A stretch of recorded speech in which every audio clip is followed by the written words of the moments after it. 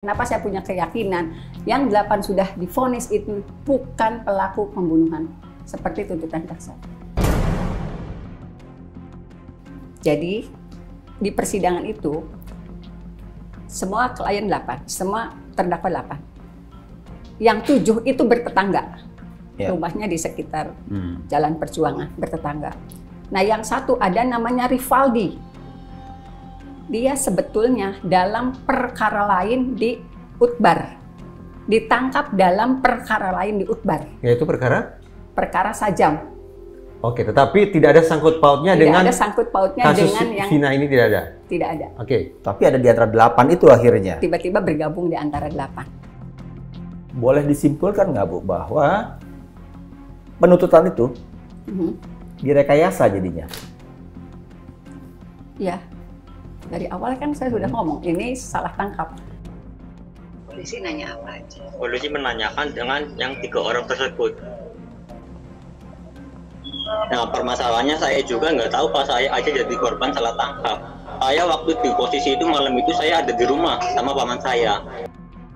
Kenapa saya punya keyakinan yang 8 sudah divonis itu bukan pelaku pembunuhan seperti tuntutan jaksa. Kok bisa begitu, Bu? Ya, 1, hasil otopsi tidak pernah menyatakan ada Luka tusuk. Ya, pembunuhan kan tidak harus luka tusuk, Bu. Tapi yang ada di berkas tuntutan luka tusuk, Pak Yusuf. Luka tusuk. Ya, oke. Nah, kemudian konstruksi jaksa dari tuntutan kan Eki lewat dikejar. Iya. Sedangkan kondisinya tidak memungkinkan warung itu ada di gang. Kemudian penetapan 8 pelaku ini diyakini oleh orang tua korban setelah dia datang ke tempat berkumpulnya anak-anak ini pukul 14, kemudian dia nerima informasi pukul 15 anak-anak itu sudah berkumpul dengan dasar cerita dari Aib dan Dedek yang tidak pernah dihadirkan di sidang. Padahal dia yang nunjuk anak ini loh, Pak, yang ngejar motornya yang Bapak maksud. Jadi pada saat itu kan sidang tertutup, Pak. Dari awal sidang tertutup. Kenapa sidang tertutup? Iya betul, kenapa sidang tertutup? Tapi pembunuhan berencana. Iya, tapi sidang tertutup alasannya karena ada kesusilaan. Asusila itu. Oh. Ada asusila. Tapi kan begini, pada saat pemeriksaan terkait kesusilaan boleh ditutup. Sama seperti kasus dari awal tertutup, Pak. Dakwaannya kan pembunuhan berencana. Dari awal sidang itu tertutup, Bapak. Dinyatakan tertutup nih. Semakin terkuat kasus Vina almarhumah Cirebon. Apakah benar salah satu yang DPO tersebut anak seorang mantan bupati? Hayo penyidik segera turun ke lapangan. Panggil mantan bupatinya. Ayo, ini jutaan rakyat Indonesia menunggu. Apakah benar salah satu pelaku yang DPO adalah anak mantan bupati? Sudah viral di mana-mana. Ayo penyidik Polda Jabar bergerak cepat. Jemput sekarang, malam ini juga. Jemput malam ini juga. Langsung sita semua handphonenya, semua sama istrinya, sama anak-anaknya, sama bapak, ibunya, opung, nenek, kakeknya. Oke, saya bicara ini sebagai kuasa hukum dari keluarga almarhumah Vina. Terungkap lagi fakta baru terkait kejanggalan dalam kasus pembunuhan Vina dan Eki yang kini sedang viral. Pengacara dari Saka Tatal, Bu Titin, mengungkap adanya rekayasa yang dilakukan oleh jaksa saat sidang pembunuhan kasus Vina pada 2016 silam. Bu Titin menyebut bahwa 8 orang terdakwa kasus Vina tersebut bukanlah pelaku yang sebenarnya. Bu Titin menyebut jaksa merekayasa cerita dan justru tidak benar-benar menangkap pelaku sebenarnya yang menghabisi Vina dan Eki. Bu Titin pun menyebutkan 3 bukti bahwa jaksa telah merekayasa kasus Vina dalam persidangan. 1 dari 8 orang itu, salah satunya sudah saya jelaskan, Pak. Rivaldi itu, dia sedang dalam perkara berbeda. Dia Sajam, tapi perkara berbeda di Polsek Kota. Jauh, Jauh. ya? Tidak ada hubungannya. Jauh tidak ada hubungannya. Satu itu. Satu. Kenapa tiba-tiba bersatu seolah-olah mereka saling kenal? Oke, itu satu. Satu. Kedua, kenapa disebut rekayasa oleh Ibu? Karena pada saat penangkapan, apa iya betul untuk tuntutan pembunuhan berencana itu polisi hanya perlu waktu 3 jam untuk mengenali para pelakunya berdasarkan keterangan Ade dan Aep itu loh Pak. Nanti mau saya sana. Oke, 2. Yang ketiga? Yang tidak pernah dihadirkan dalam persidangan.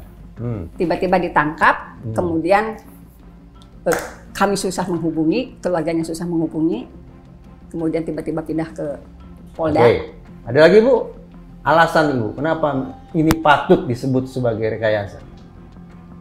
Dari hasil visum itu. Bahwa Dari tuntutan itu akibat luka tusuk di bagian dada dan tetap perut. Tetapi dari fakta persidangan, bahkan baju yang sudah dikubur 1 minggu pun itu utuh, tidak ada luka robekan. Baik. Pak Rudiana, Ya itu. ini keterangan saksi ya Pak ya? Iya. Keterangan saksi Pak Rudiana Ya. Di persidangan. Di persidangan. Yang sudah disumpah. yang sudah disumpah. Ya. Pak Rudiana ketika mengecek sebagai polisian insting saya, ini anak meninggal tidak wajar. Dia menyatakan itu.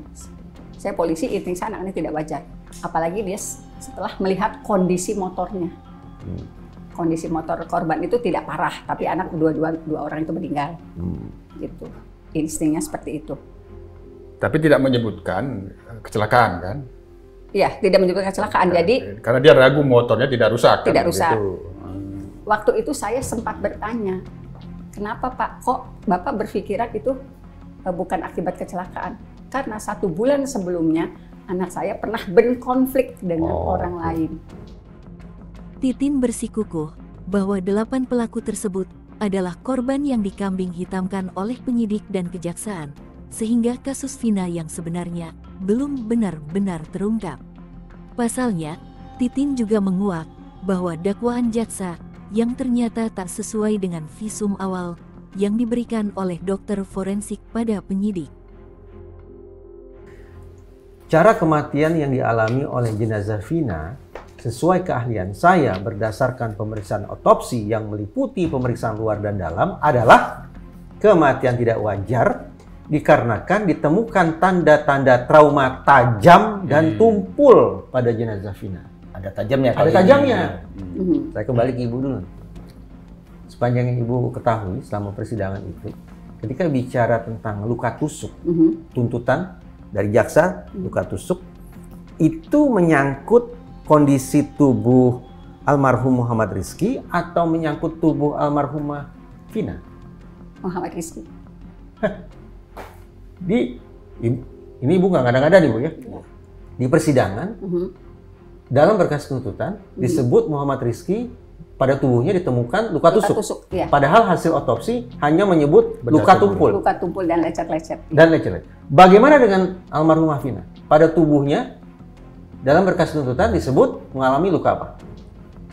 Tidak tergambar lebih ini. Kita setelah membacakan ini, saksi memberikan keterangan itu tidak tergambar secara detail, hanya membacakan. Namun, ada hal aneh yang dilakukan Titin, pengacara dari Saka Tatal. Pasalnya, Bu Titin enggan membahas soal penyebab kematian Vina, yang dalam putusan hakim, Vina tewas karena diruda paksa dan disiksa. Bu Titin seperti enggan menguak hal tersebut. Apakah sebenarnya Bu Titin masih menyembunyikan sesuatu?